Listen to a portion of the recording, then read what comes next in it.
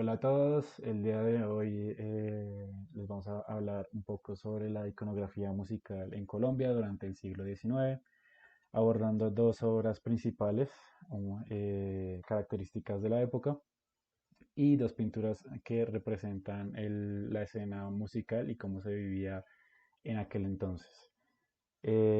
Vamos a ir con Esteban, que nos va a hablar un poco sobre las obras a tener en cuenta. Bueno, la primera obra que decidimos elegir fue el Bambuco Aire Nacionales de Manuel María Párraga. Entonces, esta vendría siendo básicamente la mezcla de una música de origen campesino y popular con elementos de la música de salón europea. La intención del compositor era civilizar o ennoblecer dicha música campesina, permitiéndole así ser aceptada y disfrutada por las élites del momento. Al investigar en diversas fuentes se puede llegar a comprender el pensamiento nacional durante el siglo XIX y el imaginario de dicho pensamiento durante el siglo XX. Cuando se analiza el contexto sociocultural y político que rodeó al compositor y su obra, se puede observar y entender las complejas relaciones de lo que ahora se conoce como bambuco, con nuestra propia identidad como nación. Esta obra presenta dos secciones principales que alternan con sus repeticiones ornamentadas con una pequeña introducción y una breve coda.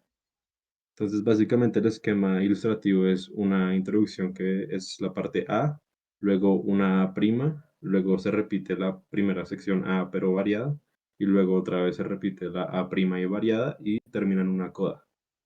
En conclusión, el compositor Párraga vendría siendo un pianista de gran vuelo y se consideró que su obra se debe difundir e implementarse más en la formación de los pianistas, ya que debido a sus interesantes elementos técnicos e interpretativos, esto traerá mucha innovación de común utilización en el repertorio tradicional del piano. Ahora con la siguiente obra, que vendría siendo la de Hermosa Sabana de José María Ponce de León. Entonces, desde la óptica del folclore tradicional, se evidencia un discurso armónico funcional no muy complejo en esta obra. El romanticismo musical colombiano emprende la búsqueda de su propio estilo. Esto se ve reflejado en esta obra que, sin el afán de descubrir nuevas opciones armónicas, rítmicas o melódicas, su intención es más bien costumbrista como vimos en clase. Es más importante captar y dominar la esencia rítmica de un bambuco que combatir una práctica rítmica preestablecida. Se escribe ese tipo de obra para expresar el ideal liberal de la individualidad absoluta y no para experimentar con formas que no fueran sonatas ni sinfonías, las cuales no se escribieron hasta el siglo XX. Entonces, tanto las obras orquestales como las composiciones para solistas y pequeños conjuntos se agrupan según su temática costumbrista, que su intención es más descriptiva o evocadora. Ahora vamos a seguir con las imágenes que va a explicar mi compañero Leonardo. Bueno, dentro de las pinturas que hemos seleccionado, elegimos el bambuco de Ramón Torres y otra pintura que vamos a ver posteriormente y las seleccionamos principalmente porque representan un contraste entre cómo era vivir esa escena musical dentro del siglo XIX en nuestro país desde la perspectiva de una élite muy rica económicamente hablando y por otro lado, cómo era desde una perspectiva de una clase más campesina. Entonces, empezando con este cuadro, que es el bambuco de Ramón Torres Méndez, podemos ver que teniendo en cuenta el contexto, solamente las élites podían tener la oportunidad de realizar viajes a Europa y conocer toda esta escena que se estaba viviendo en el siglo XIX en ese continente, todo lo que confiere al romanticismo, y es solamente esta clase en específico que puede traer todos esos elementos a Colombia.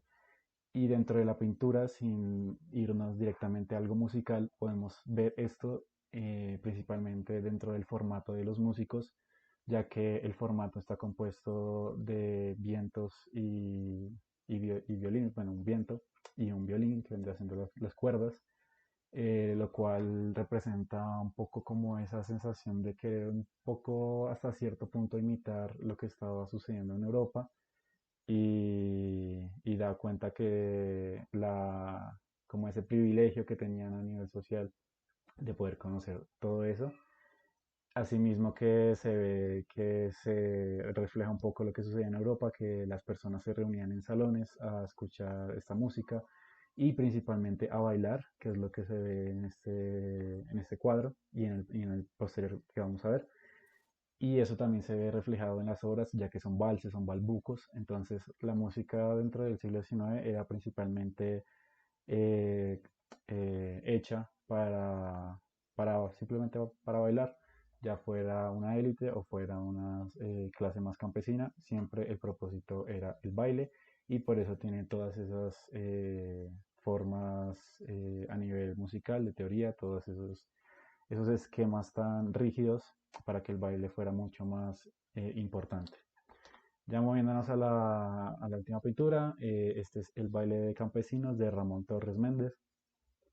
Entonces, teniendo en cuenta lo que ya hemos visto en el anterior, aquí podemos ver el contraste, primero a nivel musical, ya que vemos que el formato de los músicos ya no está compuesto por instrumentos de ese rasgo europeo, por así decirlo. Ya no hay violines, ya no hay vientos, sino que está compuesto por un formato de tiples, de guitarras, de elementos un poco más rítmicos, percutivos. Asimismo, podemos ver ese contraste de la vestimenta, de la puesta en escena, del lugar, ya que el lugar se ve una casa mucho más simple, no con toda esa gente vestida pues, a lo elegante de la clase superior, ya que aquí podemos ver otro tipo de vestimentas, podemos ver una mujer fumando, hasta hay un perro, entonces es como que podemos ver una comunión mucho más amplia y un poco más libre en contraposición a lo anterior. Pero de todas formas, como ya lo mencionamos, lo principal y el enfoque de la música en este entonces seguía siendo el baile, entonces los bambucos, los valses y todos estos géneros que se consolidan dentro del estilo colombiano siguen siendo la razón de que el baile siga siendo lo más importante dentro de todas estas reuniones y de cómo se vivía y se sentía toda esta escena musical dentro de nuestro país en este siglo. Y bueno, eso ya sería todo por nuestra presentación. Muchas gracias por escucharnos.